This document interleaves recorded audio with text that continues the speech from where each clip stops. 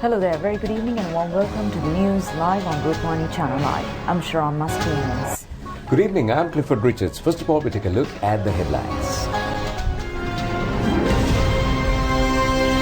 The President reiterates that the media could make an extensive impact to direct the government on the correct path. The female employee of the Swiss embassy has been further detained till the 30th of this month. The two suspects who revealed information regarding white vans with former Minister Rajitha Senaratne have been detained. Wheat flour tax has been reduced. The Sri Lankan Airlines commences services to 18 more destinations. Protests in India against the new immigration law. Now for those and other stories in detail, starting off with local news. Female employee of the Embassy of Switzerland, Ghanaian barrister Francis, who was alleged to have been abducted, has been placed under detention till the 30th of this month. The detention has been carried out according to an order of the 4th Chief Magistrate Lanka Jayaratne. The Criminal Investigation Department has produced the arrested female employee to the courts this afternoon. Ghanaian barrister Francis was summoned to the CID today as well to give evidence. Her evidence has been recorded for the 5th day today. Ghanaian barrister Francis was brought to the mental hospital in Angoda after the integradations with the objective of her being presented before a board of psychiatrists. Colombo Chief Magistrate Lanka Jayaratne has also earlier ordered to present the suspect to a medical council headed by a judicial medical officer. Accordingly, Ghanaian barrister was subjected to a medical examination from 9:30 a.m. to 2 p.m. today. Thereafter, she was brought back to the CID. Attorney General Dapula de Oliveira, upon consideration of the facts, has informed the director of the CID this afternoon arrest Ghanaian barrister Francis and to produce before the courts. Accordingly, she was arrested on charges of presenting false information with the objective of placing the government into difficulty and produced before Colombo Chief Magistrate Lanka Jayaratne. The CID told the courts that there was intense contradictions in her statements. The CID has also informed the courts that though the suspect had stated that she was subjected to physical harassment during the alleged abduction, no evidence in this regard was found during the investigations. The Attorney General's department also told the courts that this was a fabricated story made with the intention of inconveniencing the government. Accordingly, the AG's department has requested the courts the permission to place the suspect under detention. The Chief Magistrate, after considering all facts, has informed the courts that according to the statements of the CID and the evidence of the relevant suspect, it has been established that she was not subjected to any form of torture. Accordingly, the Chief Magistrate has upheld the AG's request and ordered to place under detention Ghanaian barrister Francis till the 30th of this month. Accordingly, she was brought to the Valikada prison around 7 p.m. today. Meanwhile, Switzerland says that it wants to clear any confusions that have arisen due to misunderstandings.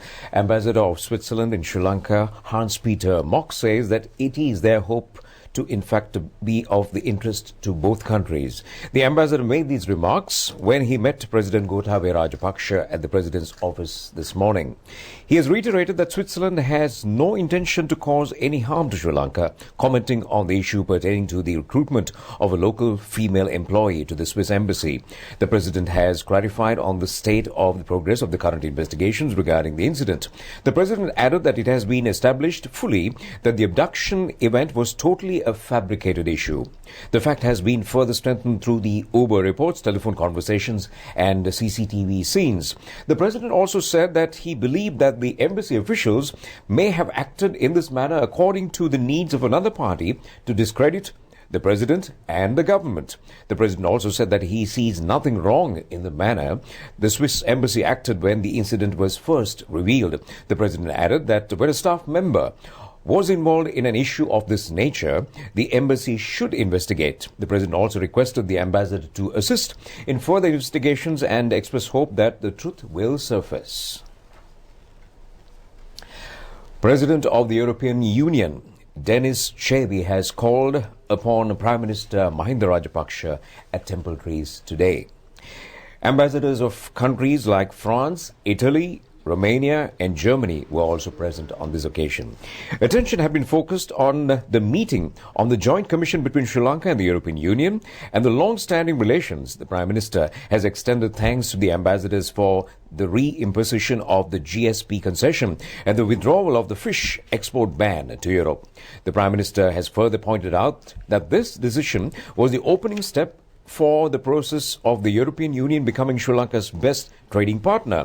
The envoys have also extended their best wishes to the new government. They have also commended the cordial relationship between the European election observers and the Sri Lanka Election Commission. Attention has also been focused at the meeting on the agricultural investment and development projects between the member states and the Union and also Sri Lanka, and also on the development of the tourism sector. For your overwhelming victory with the new party, you managed to really sweep everything. There was an election observation mission of the EU present for the presidential elections, and I think that the work and especially the cooperation with the Electoral Commission went really well. And we would be interested, if you are interested, to have also an election observation mission for the parliamentary elections. A second point that is directly under your purview, it is agricultural development. President Rajapaksa mentioned that in his speech, the SDGs and the agricultural development. So in this regard, the EU, part of its overall 200 million euro envelope for the financial cycle, has about $40 million project for budget support in agriculture. So it is not a specific project. It is to put $40 million in the Ministry of Agriculture and to see how this can be spent by the Sri Lankan authorities. So the choice of project is the Sri Lankan authorities, but there are four kind of criteria for that, and we are working on them with your administration. The first one is an overarching agricultural policy, and I know that your administration has worked a lot. Now it needs to be adopted, and that is directly under your responsibility. So if there's an interest, we're really ready to work very fast with you on that.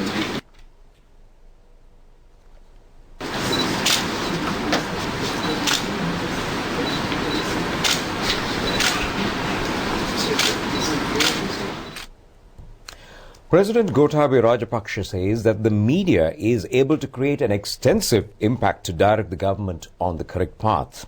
The president made these remarks at a meeting with newspaper editors, directors of electronic media and media personnel at the president's office today.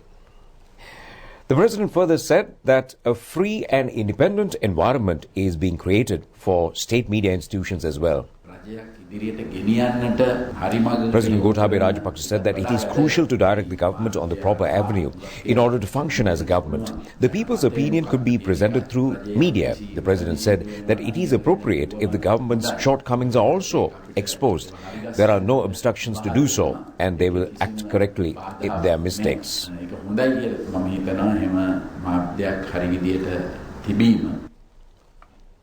The president also said that the state service should be immediately transformed into an efficient and people-oriented service. The president said that today the government sector is essential for every issue. However, there should be an attitudinal change in the state sector for it to become more efficient.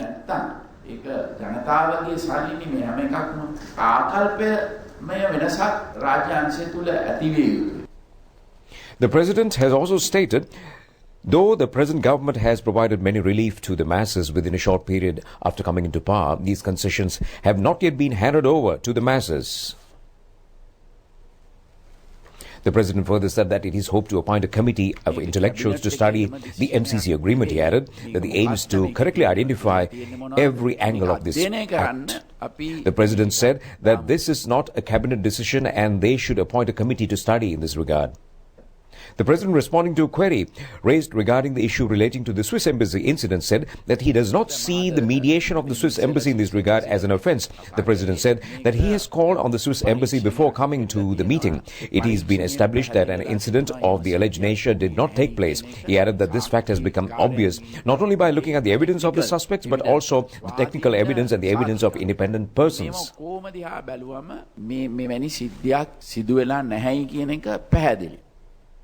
The president further said that it is expected to conduct a parliamentary election in March next year and thereafter the provincial council election. He further said that he will be committed to establish a stable government after receiving a two-thirds majority. Commenting on the 19th constitutional amendment, the president said that it has been established in the recent past of conducting a government along with this revision. The president also said that he was astonished to find mature politicians of the country making such an amendment. The president further said that it is difficult to work when there is an unclear constitution. It should be changed definitely. A doubt has arisen due to weak revisions, he said.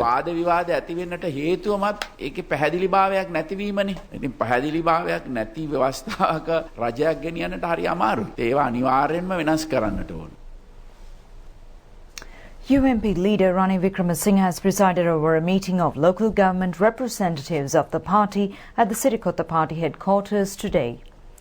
Local government representatives from several parts of the island have attended the event. UMP leader Ranil Wickremesinghe said that some have been discouraged today, saying that it is difficult to win the election. He added that, however, if all get together and work, they would be able to win.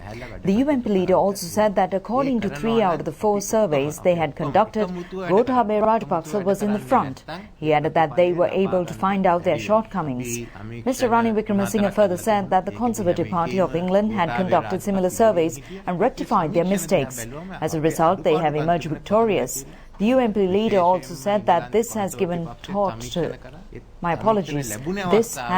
them a lesson. He added that in the future they will talk with the Mahasangha as well. The import tax on wheat flour has been reduced to 8 rupees from 36 rupees.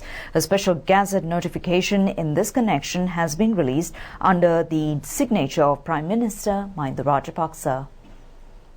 According to the new decision, an 8 rupee special commodity tax is to be enforced in place of the current 36 rupee amalgamated customs duty on 1 kilogram of imported wheat flour. The order has come into effect from the 14th of this month. Hitherto, the practice of grinding of imported wheat in Sri Lanka has taken place.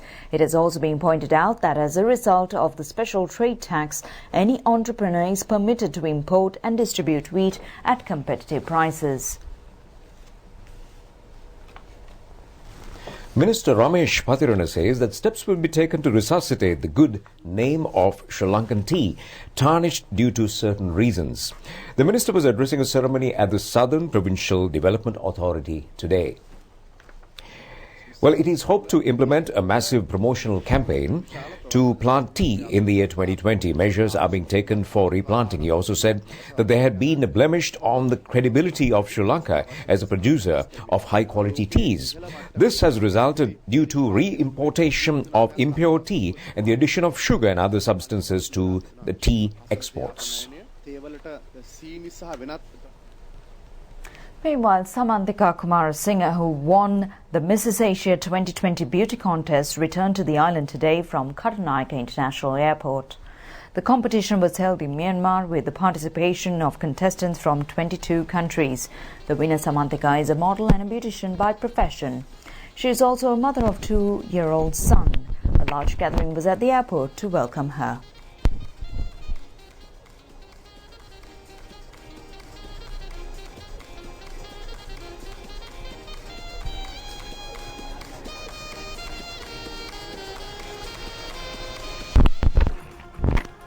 Sri Lankan competitor Marsha Sharon Martin has been successful in winning the award for the best dress that reflects the national identity at the 2019 Tourism Metropolitan International Contest. President Gotabaya Rajapaksa attended the maiden screening of the movie Vishamabhaga at the Savoy Premier Cinema Hall in Vallavatta yesterday. Well, the film has been produced aimed at the objective of creating a society based on the generation of teachers who do not hurt the feelings of the children and the generation of children who do not hurt the feelings of the teachers. Vishamabhaga is a movie which had been appreciated by International Cinema Awards and 70 official selections. It is the direction of Lalit Ratnayaka. Many well-known artists, including Jackson Anthony, Hemasiri Liyanage, Kaushalya Fernando, have contributed in acting. It is also Sri Lanka's first social hospitality charity movie. Proceeds of the movie are to be diverted for the installation of drinking water facilities for the people suffering from kidney diseases and also for the medical treatment. The President has handed over the awards to those who have contributed for the production of this movie.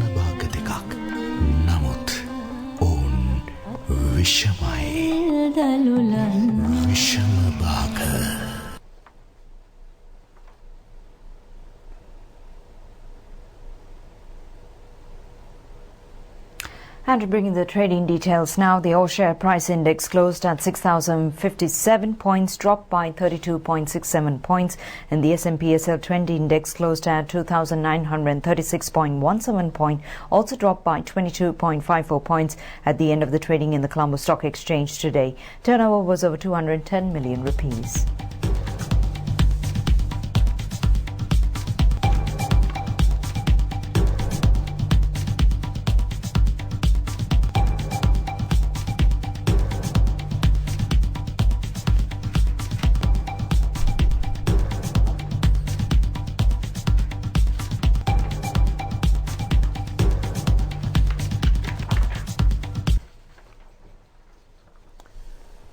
And moving on with one more local item before we move on to national stories, a media briefing of the Sri Lanka Podujana Peramuna was held in Colombo today.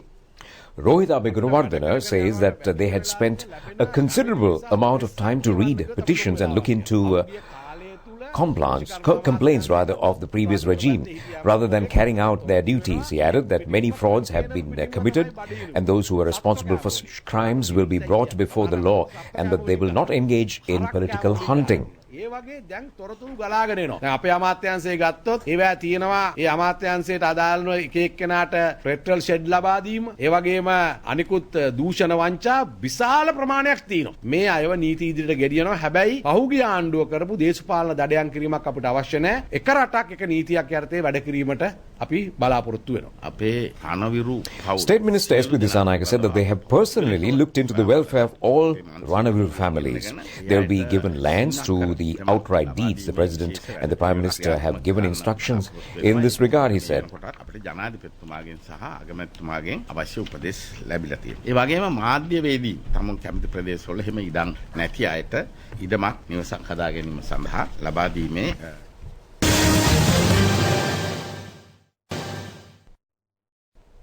Welcome back, and now it's sports news. A ceremony to appreciate the performance of the sports personnel in the Central Province who won awards for Sri Lanka at the South Asian Games was held today. Sportsmen and women in the Central Province had won 7 golds, 8 silvers and 19 bronze medals at the South Asian Games. A special puja to bless these competitors was held at the Rajopavanarame in Gatambay this morning.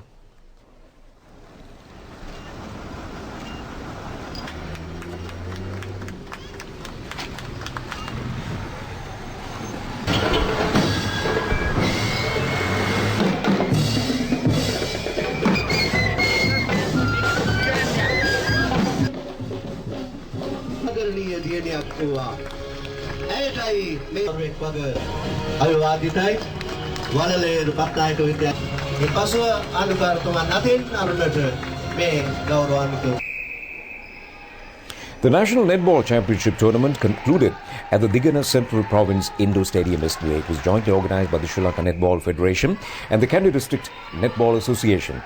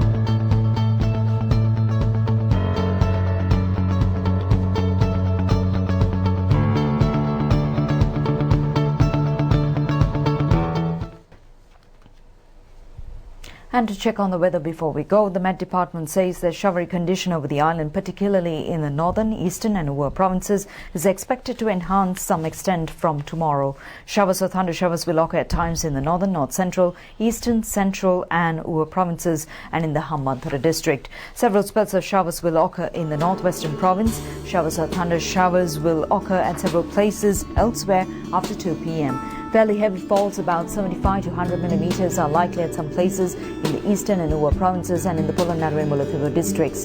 Fairly heavy falls of about 75 millimeters are likely at some places in Sabaragamuwa and western provinces and in the Nuwara and Galle districts. Wind speed can be increased up to 40 kilometers per hour at times in the northwestern, central and Ua provinces and in the Hambantota district. Misty conditions can be expected at some places in western and Sabaragamuwa provinces during the morning. Well, whatever the weather may be, we wish you a good day tomorrow. To enjoy the rest of the programs, take care and good night.